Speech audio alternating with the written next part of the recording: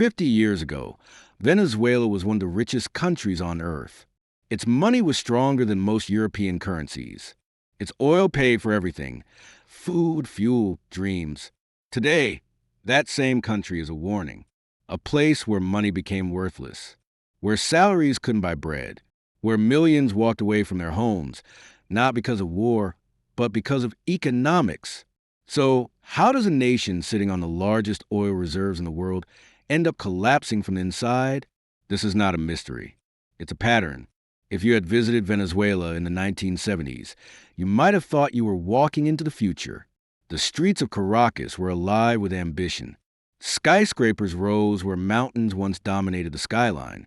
Imported cars filled the roads. Oil money flowed so freely that Venezuelans joked their country was not poor. It was temporarily misplaced. Teachers, engineers, and factory workers believed the same thing. Tomorrow would be better. Venezuela wasn't just rich. It felt rich. And yet, 50 years later, Venezuela would become a symbol of economic collapse, hyperinflation, mass migration, and broken promises. To understand how this happened, we need to travel back through decades of decisions, illusions, and power struggles that slowly turned oil wealth into economic ruin. This is not a story of one bad year or one bad leader. It is a story of how prosperity, when misunderstood, can destroy itself. The oil miracle, 1970s. By the early 1970s, Venezuela was one of the world's top oil exporters. Oil prices were rising fast, especially after the 1973 oil crisis. Suddenly, petrodollars flooded into the country. In 1976, the Venezuelan government nationalized the oil industry, creating PDVSA, Petróleos de Venezuela S.A. The move was celebrated as a triumph of sovereignty. The oil belonged to the people now, or so it seemed. The government spent aggressively. Social programs expanded. Public sector jobs multiplied. Subsidies kept food and gasoline absurdly cheap. The Bolivar became one of Latin America's strongest currencies. But beneath the celebration, a dangerous belief took root. Oil money would never stop. Instead of diversifying the economy, Venezuela doubled down on oil. Manufacturing weakened. Agriculture declined. Imports replaced domestic production. Why make things at home when oil could buy everything from abroad?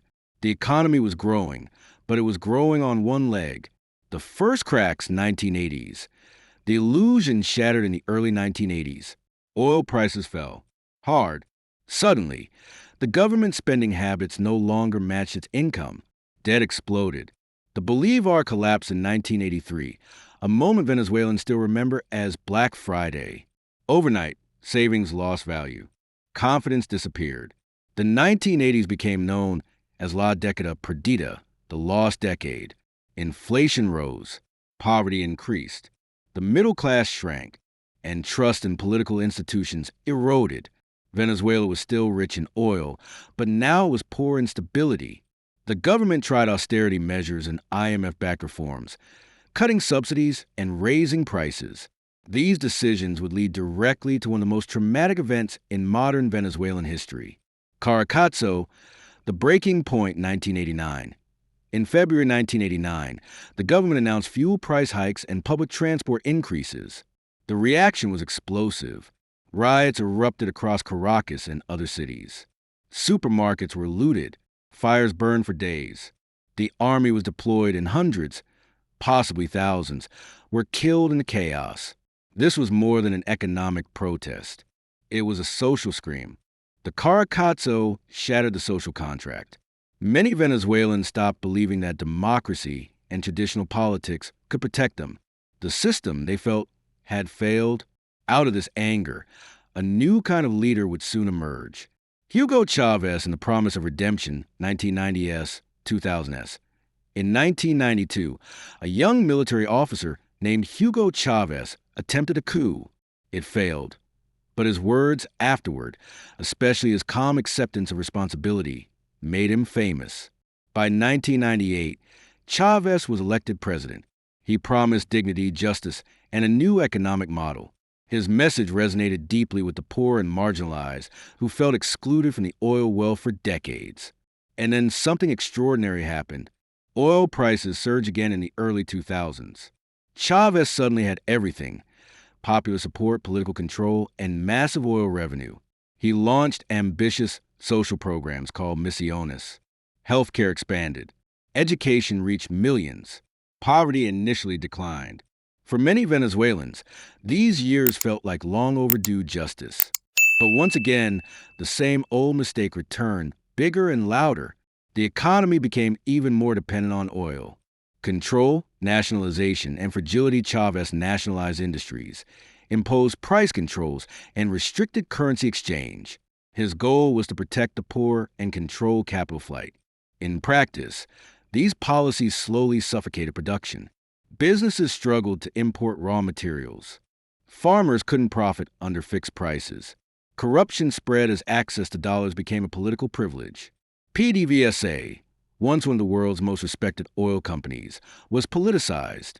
Experienced engineers were replaced by loyalists. Maintenance declined. Efficiency collapsed.